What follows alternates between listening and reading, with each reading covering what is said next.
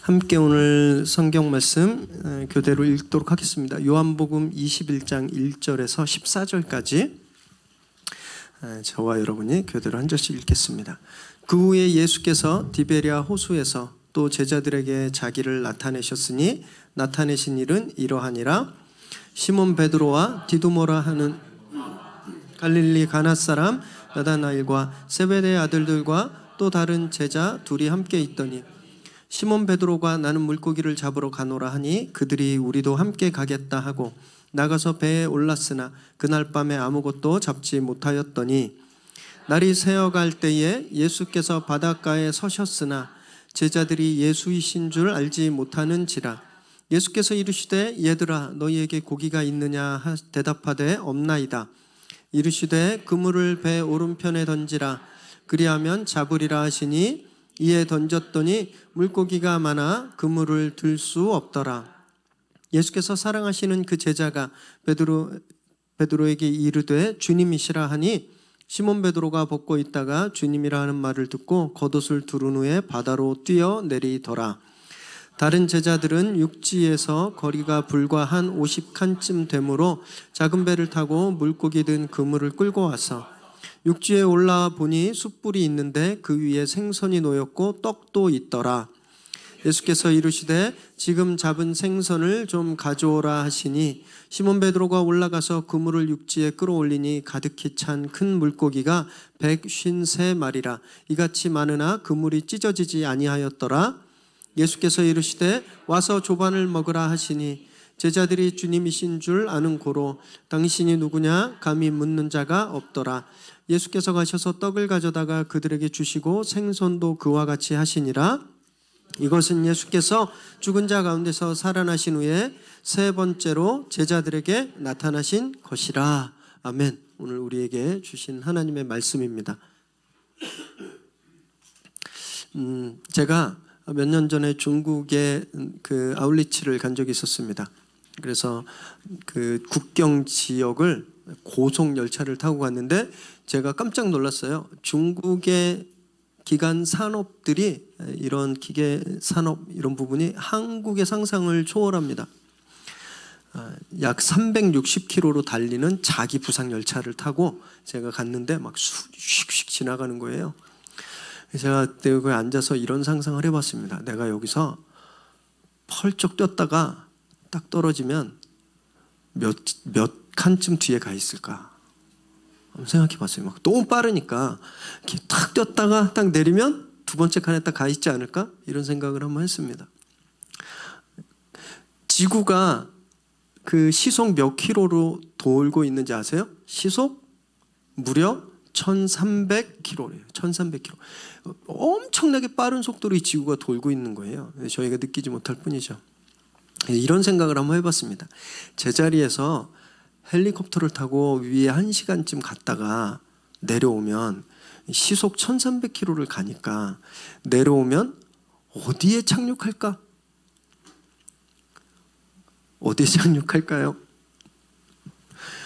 이렇게 지도를 보고 시속 1300m니까 1300km니까 한 이쯤 가겠다 보니까 중국 상해 정도 되더라고요. 굉장히 그럴듯한 상상이죠. 굉장히 그럴듯한. 근데 실제는요, 제자리에 떨어집니다. 제자리에. 기차가 뭐 1000km로 달리건 2000km로 달리건 상관없이 거기서 뛰었다 내려오면 제자리인 거예요. 지구가 1300km로 자전해도 그 위에 올라갔다 내려오면 제자리에 내려옵니다. 왜 그런지 아세요?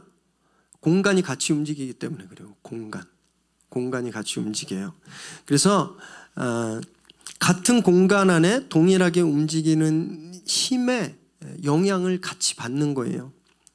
이걸 과학용어로 뉴턴의 운동 제1법칙, 관성의 법칙이라고 한답니다. 관성의 법칙. 이 뭐냐 하면 외부에 자극이 없는 한, 외부에서 어떤 힘이 미치지 않는 한 움직이는 물체는 계속 움직이려고 하고 멈춰있는 물체는 계속 멈추려고 하는 성질이 있다. 이게 관성의 법칙이에요. 저희가 이걸 언제 경험하냐면 운전할 때 경험합니다. 신호 대기하고 있다가 갑자기 급출발을 하면 몸이 어떻게 되죠? 뒤로 딱 밀려요. 왜냐하면 우리 몸은 그냥 계속 머물러 있고 싶은 관성의 성질이 있기 때문에 확 가니까 뒤로 확 밀리는 거예요. 근데 막 달리다가 차 앞에 어떤 차가 껴들어서 그 브레이크를 탁 밟으면 몸이 어떻게 되죠? 앞으로 확. 왜냐하면 우리 몸이 계속 달리려고 하는 그런 성질이 있기 때문에. 이 관성의 법칙이에요. 지금 좀 궁금하시죠? 오늘 부활주일인데 왜 목사님이 초등학교 1학년 자연 시간에 배우는 이런 과학 얘기하고 있을까? 이것이 예수님 다시 사셨네 이러면서 설교해야 되는데 왜 관성의 법칙 뭐 이런 얘기를 하고 있을까? 왜냐하면요, 이 관성의 법칙이 우리 믿음 생활에 굉장히 엄청난 영향을 미치기 때문에 그렇습니다. 제가 부활주일을 준비하면서 작년 부활절 예배를 한번 돌아보았어요.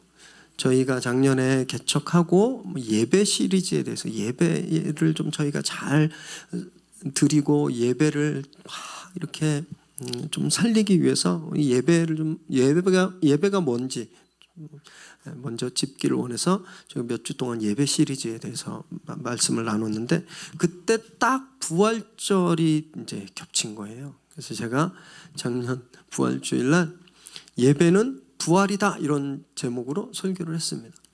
그래서 기억 잘 안 나시죠? 저 사실 좀 잘 안 났었어요. 예배는 부활하신 주님을 만나는 것, 주님의 부활에 참여하는 것, 그래서 죽음과 같았던 내 삶이 다시 소생하고 회복하는 것, 이것이 예배다. 우리가 이걸 깨달았어요. 그리고 결단했습니다. 막 그때는 그 예배 초기라 다 불안하셨나 봐요. 기도만 하면 다 우셨거든요. 그래서 울면서 결단했어요. 그렇게 살겠다고, 부활하신 예수님을 만난 그 기쁨으로 살겠다고 결단하고 기도했는데 지금 한번 생각해 보세요. 난 지금 어떠고 있는지. 그 감격과 기쁨이 계속 되나요? 그 후로 약 56주간 저희가 예배를 드렸는데 저희 삶은요 계속 같은 문제로 힘들어하고 있는 거예요. 계속 같은 문제로.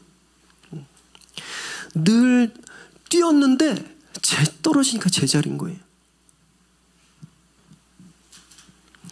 우리 안에 계속 이 상태를 유지하려고 하는 그런 어떤 관성의 법칙이 있는 거예요.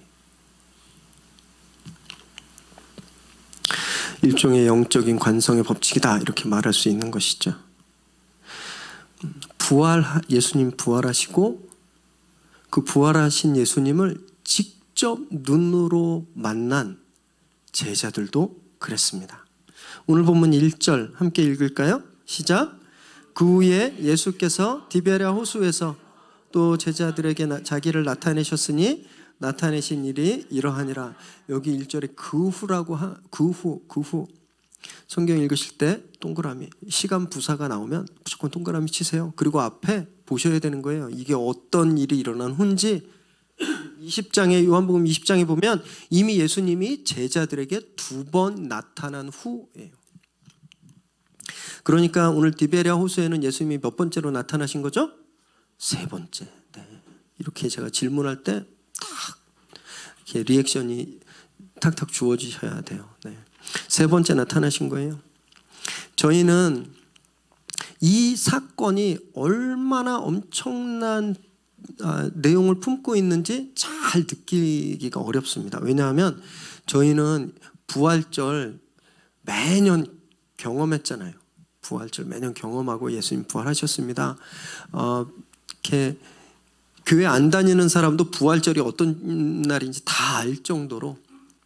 그래서 예수님의 죽음과 부활이 그렇게 크게 다가오지가 않아요. 가끔 감수성이 예민할 때, 가끔 좀 힘들 때, 그때 좀 깊이 좀 이렇게 느껴지긴 하지만 보통은 그냥 예수님 죽으셨구나, 다시 사셨구나 이 정도의 감동인 거예요. 마치 결론을 다 알면 추리 영화가 재미가 없잖아요. 막 그 긴장감이 없잖아요. 제가 범인이야. 이거 다 알면 그 다음부터는 뭐 별로 긴장감이 없어요. 그런 것처럼 우리가 십자가의 죽음과 부활을 이미 너무 잘 알고 있기 때문에 지금 이 텍스트에서 보여주는 그런 긴장감, 그런 당황스러움, 이것을 잘 느끼기가 어려워요. 제자들은요, 예수님이 잡혀서 죽을 거라고 상상하지도 못했습니다. 상상하지도 못했어요.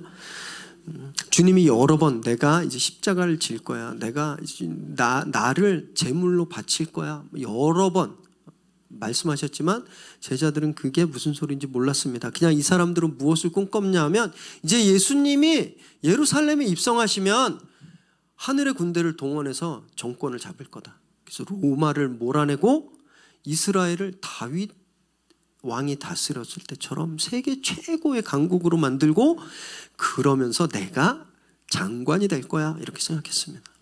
이 사람들이 생각하는 거였어요. 그래서 예루살렘에 입성할 때 원님 덕에 나팔 분다고 백성들이 왕으로 호산나로 주님을 막 환영하니까 어땠겠어요? 어땠을 것 같아요? 진짜 세상을 다 가진 것 같은 거예요. 이제 세상을 다. 그런데 그 주님이 자기들 보는 눈앞에서 잡혀가고 죽으신 거예요. 좌절감, 이 충격이 얼마나 심했을지 한번 조금 느껴보시길 바라요. 마치 이런 거예요. 권력의 최측근, 권력의 핵심에 있는 분이 저한테 은밀하게 연락이 왔어요. 여기 빨리 여기에 투자해.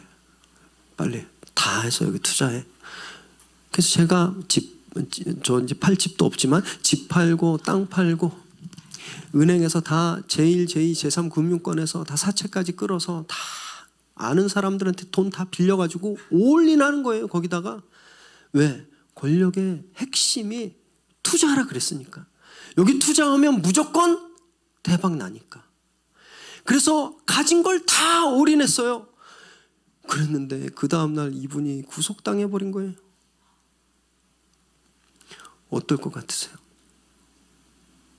우와, 나 이거 어떻게 갚냐? 큰일 났다. 나 이제 다 죽었구나, 망했구나. 그런 좌절감을 느끼실 거잖아요. 제자들이 그랬어요.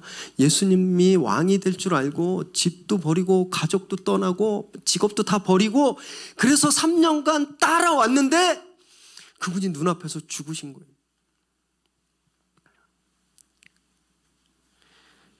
그래서 완전히 삶을 포기한 채로 이제 뭐 해야 되나.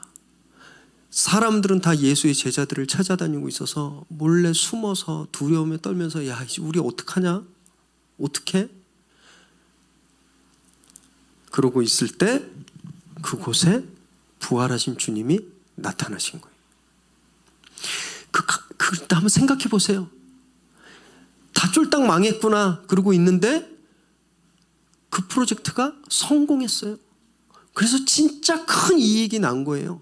그러면 어땠을 것 같아요? 지옥과 천국을 순식간에 왔다 갔다 하는 거잖아요. 죽은 줄 알았는데 그 주님이 살아서 자기 앞에 나타난 거예요. 와, 그 감동은 진짜 말로 표현할 수 없을 것 같아요. 주님이 그렇게 2번을 나타내신 것 같아요. 마치 번지 점프를 하면 막 끝없이 추락할 것 같잖아요. 그래서 와, 이거 이러다 죽는 거 아니야 하는 순간에 안전끈이 탁 걸려서 몸이 탁 튕겨 올라갈 때 어떤 생각하세요? 아, 살았다. 이 제자들이 그랬을 거라는 거예요. 부활하신 예수님을 만났을 때 추락하던 죽으러 가는 줄 알았던 그들이 진짜 안전끈에 탁 채여서 올라가는 것처럼 이제 우린 살았구나. 이제 진짜구나. 그렇게 마음 먹었겠죠. 우리가 주일날 예배를 통해서 이런 감동들을 경험합니다. 말씀을 통해서 어쩜 오늘 하나님이 나한테 이런 말씀을 주실까? 뭐 나를 위한 말씀이야? 막 이렇게 감동받으실 때 있으시잖아요. 그리고 찬양하고 기도할 때 막 눈물이 쏟아지는 거예요. 진짜 주님이 나를 찾아오셨구나. 진짜 하나님이 나를 사랑하시는구나. 주님이 막 어느 날은 나를 막 안아주시는 것처럼, 막 다독거려 주시는 것처럼 그런 경험을 딱 했다면 얼마나 기쁘겠어요. 그죠? 그럼 우리 삶이 완전히 달라져야 되잖아요. 그렇게 약속하잖아요. 내가 이제 그렇게 안 살겠습니다. 그런데 제자들이 지금 어디에서 무엇을 하고 있는지 아세요? 2절과 3절을 읽겠습니다. 시작. 시몬 베드로와 디두모라 하는 도마와 갈릴리 가나 사람 나다나엘과 세베대의 아들들과 또 다른 제자 둘이 함께 있더니 시몬 베드로가 나는 물고기 잡으러 가노라 하니 그들이 우리도 함께 가겠다 하고 나가서 배에 올랐으나 그날 밤에 아무것도 잡지 못하였더니. 그런 엄청난 감동을, 죽음이 생명으로 바뀌는 엄청난 체험을 했는데 이 사람들이 지금 옛날 자기들이 있던 자리에 가 있는 거예요. 디베레아는 갈릴리 바다 말하거든요. 갈릴리? 이 사람들이 갈릴리에서 고기 잡는 어부였잖아요. 예수님 만나기 전에. 부활하신 예수님을 만났는데 그 후에 어부로 돌아가 있는 거예요. 거기 가서 다시 고기 잡고 있는 거예요. 수석제자인 베드로뿐만이 아니라 예수님의 죽음을 손으로 만져서 경험한 디두모라고 하는 도마, 부활의 주님을 2번이나 만났는데 삶이 안 바뀐 거예요. 관성의 법칙, 그냥 제자리에 있고 싶은. 예수님이 잡혀가시는 날 이 사람들이 다 도망가고 예수님을 부정했던 건 제가 인간적으로 이해할 수 있습니다. 진짜 저도 막 우리가 믿는 선생님이 막 잡혀가면 겁나가지고 도망갈 수 있을 것 같아요. 제가 그것까지는 이해하겠는데, 아니 부활하신 분을 만났는데 어떻게 또 옛날 자리에 가 있는 거예요? 이건 도저히 이해할 수가 없는 일입니다. 사람은요 진짜 이렇게 쉽게 바뀌지 않는 거예요. 기대하지 마세요. 옆에 있는 분 예배 몇 번 드리면 바뀔 거다 이런 기대하지 마세요. 그런 일 없어요. 남편 한 3년 참으면 바뀌겠지? 안 바뀌어요. 기대하지 마세요. 우리 안에 있는 제자리에 머물고 싶어하는 관성은요 엄청나게 강합니다. 예배 몇 번으로 바뀌지 않아요. 심지어 부활하신 예수님을 2번이나 만났는데 안 바뀌잖아요. 우리가 그런 사람들이라는 거예요.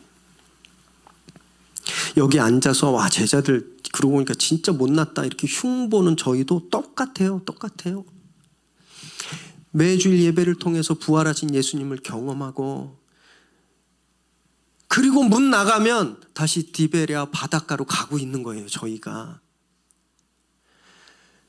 오늘 교회 문 나가시면서 무슨 생각을 하는지 한번 주의 깊게 살펴보세요. 예배 마치고 문 나가면서 오늘 저녁 뭐 먹어야 되나 그런 생각 하실 거예요. 아마 나가면서 우리 애가 성적이 요즘 떨어지는데 학원을 좀 바꿔야 되나? 아니면 다음 주에 어머니 생신이신데 무슨 선물을 해야 되나? 우리 남편이 요즘 기분이 별론데 혹시 회사에 안 좋은 일 있나? 이런 고민들 하시잖아요. 교회 문 열고 나가면서 부활하신 예수님을 만나고 돌아가면서 우리는 예전에 고민하고 괴로워했던 그 디베라 그 바닷가로 우리 다시 가고 있는 거예요. 화해의 왕, 평화의 왕 예수님을 고백하고 주님과 하나 되겠습니다 막 이렇게 기도했지만 그 예배가 끝나면 여전히 미운 사람은 밉고요, 여전히 불편한 사람은 불편한 사람이고. 우리에 있는 엄청난 관성입니다. 머무르고 있는 물체는 계속 머물려 하고 하는.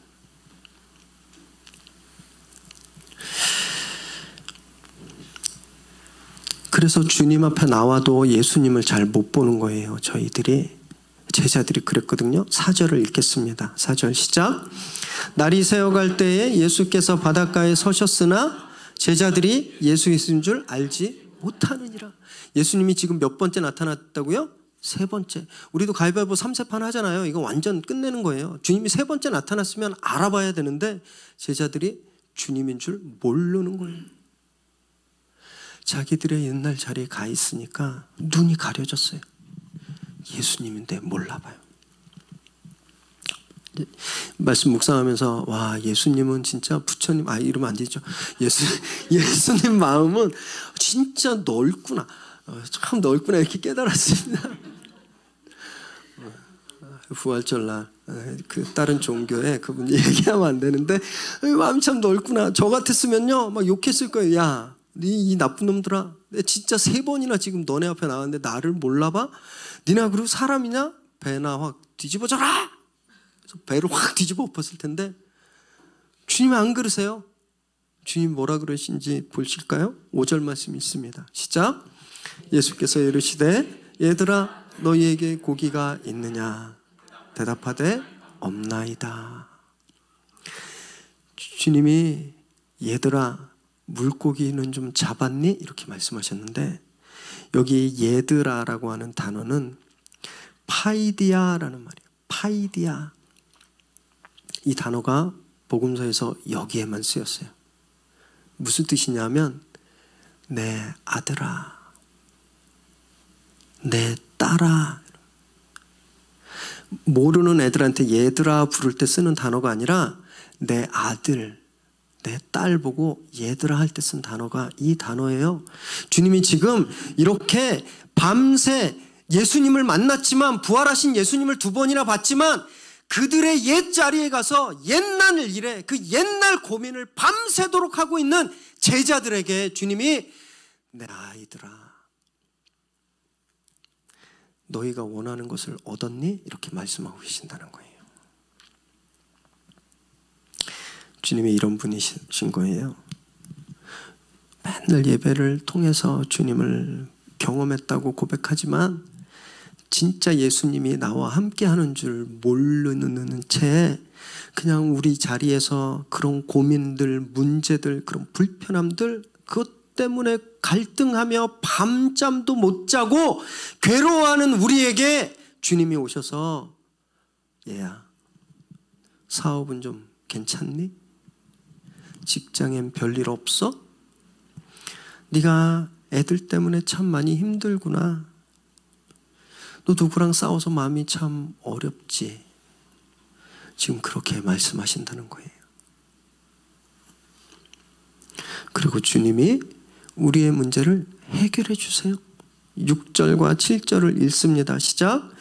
이르시되 그물을 배 오른편에 던지라. 그리하면 잡으리라 하시니 이에 던졌더니 물고기가 많아 그물을 들 수 없더라.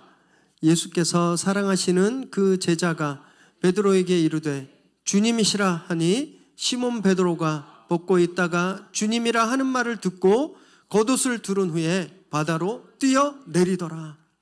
주님이 그 제자들에게 자기를 몰라보는 제자들에게 배 오른편으로 그물을 던져라 말씀하셨어요. 그러자 고기가 엄청 많이 잡힌 거예요. 엄청 많이. 밤새도록 씨름에 또 해결되지 않았던 문제가 주님 말씀 들으니까 해결된 거예요. 그 순간 이 사람들 기억 속에 어떤 사건이 번개처럼 데자뷰처럼 확 사로잡힌 거예요. 누가복음 5장 3절에서 6절 읽겠습니다. 시작. 예수께서 한 배에 오르시니 그 배는 시몬의 배라. 육지에서 조금 떼기를 청하시고 앉으사 배에서 무리를 가르치시더니 말씀을 마치시고 시몬에게 이르시되 깊은 데로 가서 그물을 내려 고기를 잡으라. 시몬이 대답하여 이르되 선생님 우리들이 밤이 새도록 수고하였으되 잡은 것이 없지만은 말씀에 의지하여 내가 그물을 내리리이다 하고 그렇게 하니 고기를 잡은 것이 심이 많아 그물이 찢어지는지라. 주님이 그날 밤에 이 새벽에 오른편에 그물을 내려라 해서 고기가 끔찍한 느낌이 딱 나는 순간 옛날 기억이 떠오른 거예요. 주님을 처음 만났을 때, 그때도 자기들은 밤새 그물질을 했지만 고기를 한 마리도 잡지 못했는데 주님이 오른쪽으로 그물을 내려라 해서 그물이 찢어질 정도로 고기를 잡은 그 기억이 번개처럼 그들 마음에 떠올랐어요. 그랬더니 주님을 사랑하는 제자라고 되어 있는데 7절에 주님이 사랑하시는 제자, 이 요한복음을 쓴 요한은 항상 자기를 이렇게 표현했어요. 주님이 가장 사랑하는 제자 나야 이러면서 이렇게 표현한 거예요. 요한이 베드로에게 주님이시다 얘기한 거예요. 그러자 베드로가 물로 뛰어들어갔어요. 그리고 나머지 제자들도 배를 끌고 주님에게 다가갔습니다. 또 이렇게 질문해 보았어요. 베드로가, 이 제자들이 주님한테 가면서 어떤 심정이었을까? 죄책감은 있지 않았을까요? 주님을 알아보지 못했다고 하는 그런 죄책감? 또는 또 옛날처럼 고기 잡고 있는 자신들에 대한 창피함, 수치심? 아니면 불안함도 있었을 거예요. 주님한테 가면 주님한테 이제 혼나는 거 아니야? 이런 불안함. 그런데 그런 수치심, 좌절감, 죄책감, 불안함에도 불구하고 그들이 주님께 갔다는 겁니다. 왜냐하면 주님의 음성이 있었잖아요. 사랑하는 내 아이들아. 그래서 그렇게 달려가 보니까 그 자리에 주님의 꾸짖음도 원망도 탄식도 정죄함도 없던 거예요. 대신 거기엔요, 서늘한 새벽 이슬에 흠뻑 젖었는데 그 몸을 따뜻하게 녹여주는 숯불이 피어 있었고, 밤새 지친 그들을 먹일 생선과 빵이 있었어요. 9절 말씀을 읽습니다. 시작. 육지에 올라보니 숯불이 있는데 그 위에 생선이 놓였고 떡도 있더라. 주님이 손수 준비해 놓으신 아침이에요. 예수님은 아마 한참 전에 거기 도착하셨을 거예요. 그래서 이렇게 제자들이 헛그물질 하는 것을 보시면서 아유, 참 안 됐다. 우리 애들 참 불쌍하다. 그렇게 생각하시면서 쟤네들을 위해서 무엇을 해줄까 생각하셨겠죠. 그리고 손수 숯불을 피우고 빵과 생선을 구우신 거예요. 아침을 준비해 놓으셨어요. 그리고 그들을 초대하십니다. 12절, 13절 읽습니다. 시작. 예수께서 이르시되 와서 조반을 먹으라 하시니 제자들이 주님이신 줄 아는 고로 당신이 누구냐 감히 묻는 자가 없더라. 예수께서 가셔서 떡을 가져다가 그들에게 주시고 생선도 그와 같이 하시니라. 책망받아도 할 말 없는데, 놀림받아도 질책당해도 할 말 없는 그 못난 제자들을 주님이 아침 식사로 초대하신 거예요. 아침 식사로. 저는 이 제자들이 거기서 주님이 준비해 놓으신 아침을 먹으면서 단지 배고픔만 해결됐다고 생각하지 않습니다. 저는 그 자리에서 이들의 패배감, 좌절감, 죄책감, 두려움, 상처, 저는 이것이 해결됐을 거라고 저는 믿어요. 왜냐하면 이 이후에 그들의 삶이 목숨을 건 복음 전도자의 삶을 살았기 때문에 그렇습니다. 여러분, 주님은요, 우리가 같은 자리에 돌아가서 그 힘든 일, 주님이 우리 옆에 와 계신데 그것도 몰라보고 내 문제에 빠져서 계속 옛날 습관을, 옛날 모습으로 계속 그렇게 몸부림치는, 그때 우리를 찾아와 주시는 거예요. 그리고 우리를 위해서 아침을 준비해 주시고 그 식사로 우리를 초대하시는 분이시라는 겁니다. 그 음성이 들릴 때 내가 비록 염치가 없더라도, 내가 비록 너무너무 미안하더라도 와서 먹어라 그러면요, 달려가야 되는 거예요. 관성의 법칙은 아까 말씀드렸죠? 멈춰있는 물체는 멈춰 있으려고 하는 성질이 있고, 움직이는 물체는 움직이려 하는 성질이 있어요. 그런데 거기에는 조건이 있습니다. 외부의 영향이 없는 한. 이게 무슨 말이냐 하면, 외부의 영향이 미치면 멈춰있는 건 움직인다는 거예요. 외부의 영향이 있으면 움직이던 것도 멈춰진다는 거예요. 우리는 이런 끊어낼 수 없는 관성이 있습니다. 은혜를 경험했지만 계속 옛날 고민으로 돌아가고, 약속하고 다짐했지만 또 그것을 어기고, 점프했는데 계속 제자리인 거예요.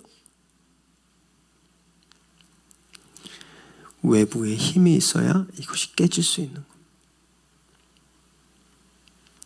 예수 그리스도가 그것을 깨는 힘이라는 것을 믿으시기 바랍니다.